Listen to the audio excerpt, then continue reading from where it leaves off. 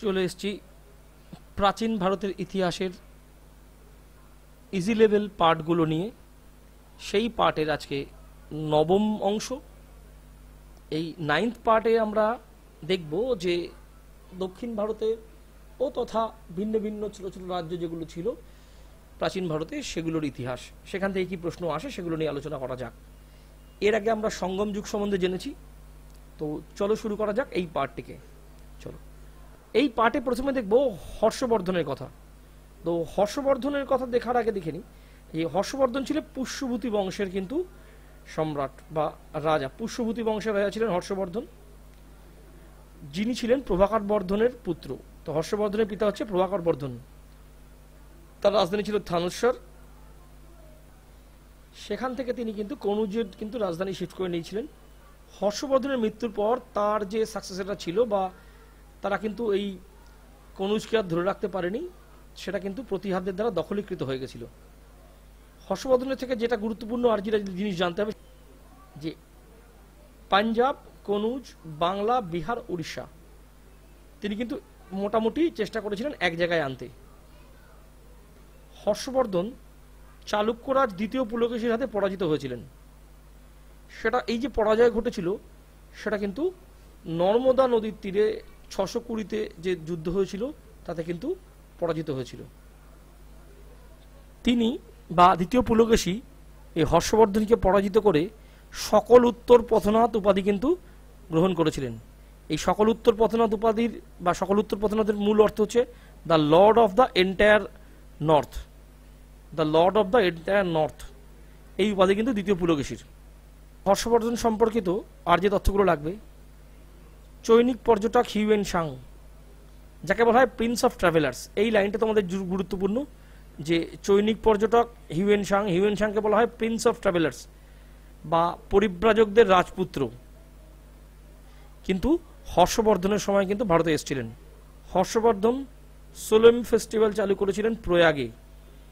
প্রত্যেক 5 বছর অন্তর অন্তর কিন্তু এই ফেস্টিভ্যাল পালন করা হতো। হর্ষবর্ধন নালন্দাতে একটি বড় আকারের বৌদ্ধ মঠ তৈরি করেছিলেন। বানভট্ট তার কোর্ট পোয়েট ছিলেন। এই বানভট্ট হর্ষচরিত ও কাদম্বরী এই গ্রন্থ দুটো রচনা করেছিল। তো হর্ষবর্ধনের সহভাগী ছিলেন বানভট্ট, আর হর্ষচরিত বা হর্ষবর্ধনের জীবন কাহিনী কিন্তু বানভট্টের লেখা। এছাড়াও কাদম্বরী গ্রন্থটাও কিন্তু বানভট্ট লিখেছিলেন। হর্ষবর্ধন সংক্রান্ত আরেকটা গুরুত্বপূর্ণ যেটা আছে সেটা হলো হর্ষবর্ধন প্রিয়দর্শিকা, রত্নাবলী ও নাগানন্দ নামে 3টে নাটক লিখেছিলেন। তো পরীক্ষায় প্রশ্ন আসে প্রিয়দর্শিকা, নাগানন্দ, রত্নাবলী কার লেখা? এটা হর্ষবর্ধনের লেখা। এটা কি? এটা বেসিক্যালি একটা নাটক। তো হর্ষবর্ধন সংক্রান্ত এই গুরুত্বপূর্ণ কথাগুলো তোমাদের জানতে হবে, এগুলো একটু খাতায় নোট ডাউন করে নাও। পরবর্তী আমরা দেখব ভাতকদের কথা। ভাতক নামক যে ব্রাহ্মণ্য রাজবংশ ছিল এর প্রতিষ্ঠাতা হচ্ছে বিন্ধ্য শক্তি। তো ভাতকদের প্রতিষ্ঠাতা বিন্ধ্য শক্তি। এই ভাতকদের আরেকজন গুরুত্বপূর্ণ সম্রাট ছিলেন হচ্ছে প্রভাবর সেন। প্রথম প্রভাবর সেন, যার কন্যা প্রভাবতী দেবীকে কিন্তু দ্বিতীয় চন্দ্রগুপ্ত বা গুপ্ত বংশের সম্রাট দ্বিতীয় চন্দ্রগুপ্ত বিক্রমাদিত্য বিবাহ করেছিলেন। এইবারে দেখব চালুক্য বংশ। চালুক্য বংশ বেসিক্যালি দুটি, একটা বাতাপির চালুক্য, একটা কল্যাণের চালুক্য। ওটাকে বাতাপির চালুক্য একটা, আর কল্যাণের চালুক্য বলে একটা আছে। মূলত 3টে ছিল। তো পরীক্ষায় বাতাপির চালুক্য আর কল্যাণের চালুক্য নিয়ে কিন্তু প্রশ্ন আসে।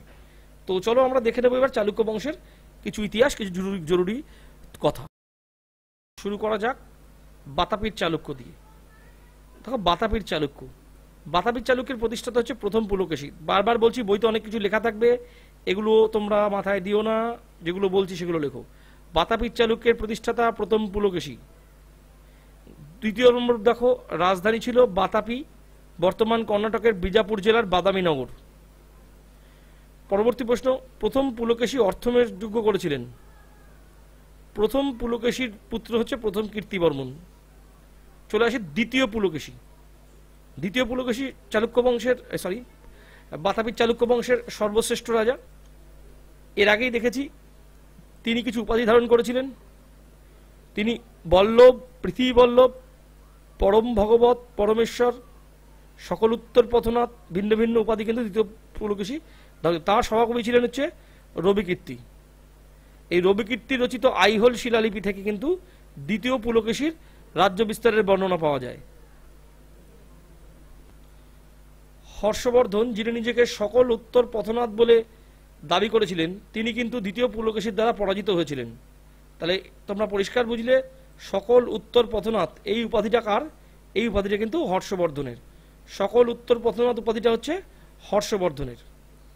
642 খ্রিস্টাব্দে পল্লবরাজ নরসিংহ বর্মনের হাতে কিন্তু দ্বিতীয় পুলকেশী নিহত হন ও বাতাপি নগর ধ্বংসপ্রাপ্ত হয়। এই দ্বিতীয় পুলকেশীর আমলেই হিউয়েংসাং দাক্ষিণাত্যে গিয়েছিলেন 641 খ্রিস্টাব্দে। তার সাথে পারস্যরাজ দ্বিতীয় খসরুর কূটনৈতিক সম্পর্ক স্থাপন হয়েছিল।